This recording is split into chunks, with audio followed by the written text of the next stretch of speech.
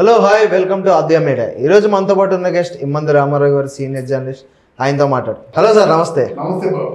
ఏంటి సార్, ఇప్పుడు విజయసాయి రెడ్డి గారుని జగన్మోహన్ రెడ్డి గారు విదేశీయ పర్యటనకి వెళ్తున్నారంట. దానికి సిబిఐ కోర్టు అనుమతి ఇచ్చింది. ఏంటి సార్, ఏం చేయబోతున్నారు విదేశాల పర్యటనకి? వీళ్ళిద్దరు ఆణిముత్యాలు ఎక్కడికి వెళ్ళిపోతున్నారు? మనకు తెలిసినంత వరకు ముఖ్యమంత్రులు ప్రభుత్వాన్ని ఎవరెంత బాగా ఉపయోగించుకోగలరు అంటే జగన్మోహన్ రెడ్డి ఉపయోగించుకున్నంతగా,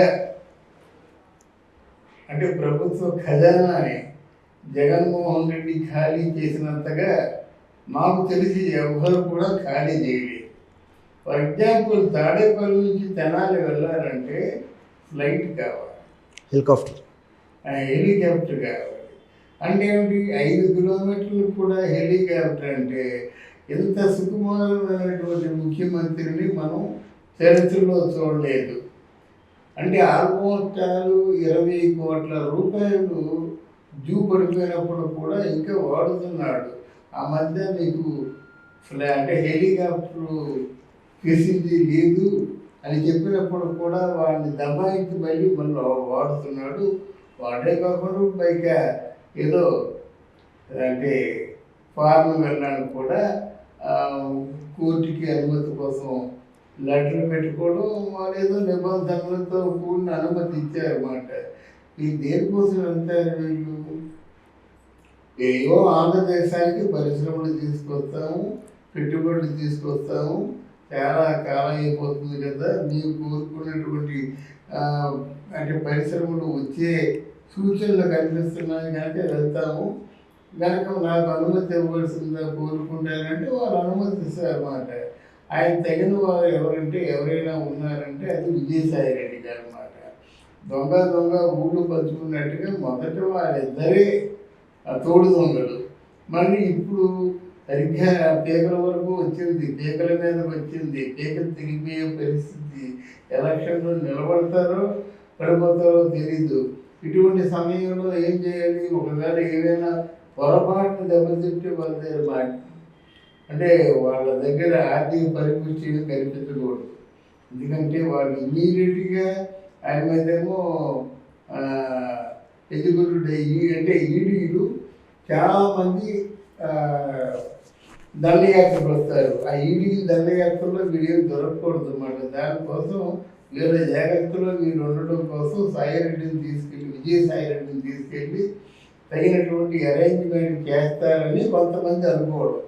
అది నిజమేనండి. ఎందుకంటే ఎవరైనా సరే అంటే శనగం తెగలో చేయి గడుపుకోవడం ఉంటారు కదా. ఇంతవరకు ప్రభుత్వం తరఫున ఉన్న డబ్బంతా దాచుకున్నారు. ఆ దాచుకున్న డబ్బు ఆయన చెప్తున్నాడు కదా, దాచుకో పంచుకో దోచు, అంటే దోచుకో పంచుకో దాచుకో అంటారు కదా. ఆ దోచుకున్నారు, పంచుకున్నారు. వీళ్ళ పంపకంలో వీళ్ళకి ఎంత వచ్చిందో అది కాస్త దాచుకుంటారు. అది ఎక్కడ స్థలం ఏదో స్విస్లో ఎక్కడో దాచుకుంటారు అన్నమాట. అది ఎక్కడ ఎంత దాచుకున్నారో ఎవరికి చెప్పవలసిన అవసరం లేదు, చెప్పరు కూడా. అది అంటే ఈరోజు ఆంధ్రదేశం తాలూకు పరిస్థితి ఎలా అయిపోయిందంటే, మనకంటే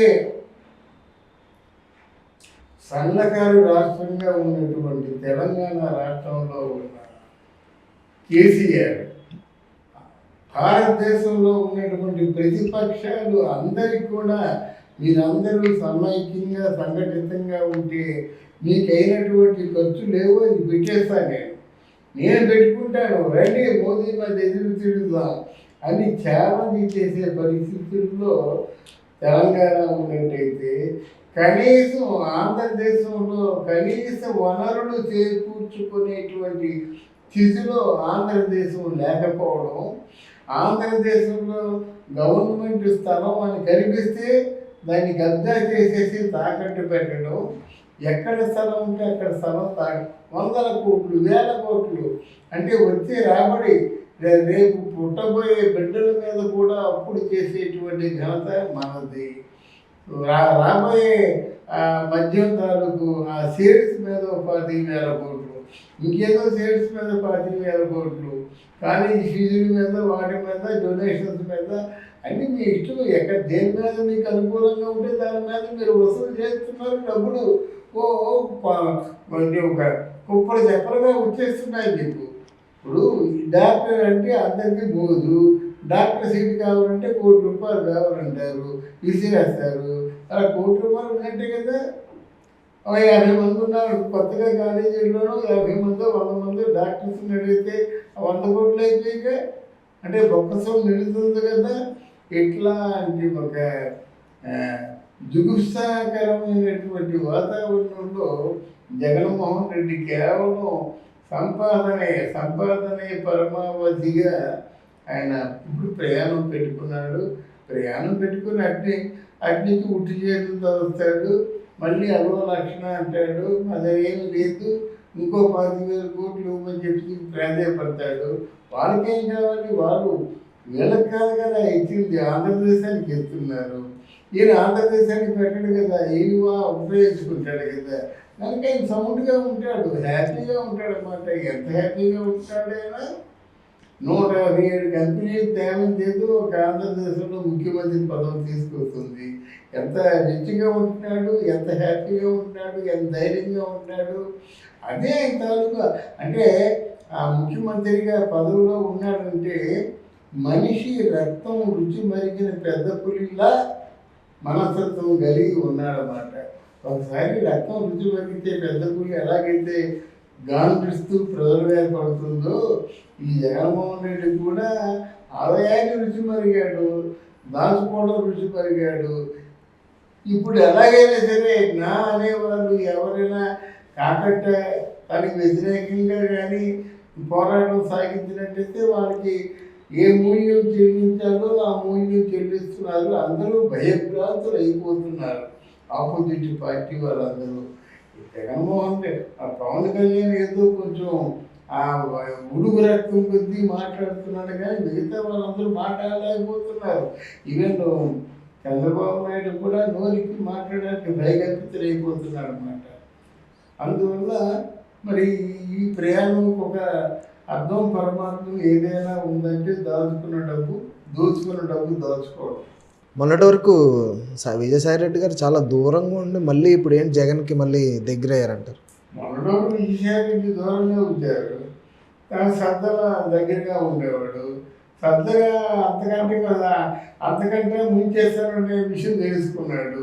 విజయసాయి రెడ్డి వల్ల జగన్మోహన్ రెడ్డికి బ్యాడ్ నేమ్ లేదు, కానీ సద్దల వల్ల జగన్మోహన్ రెడ్డికి బ్యాడ్ నేమ్ ఉంది.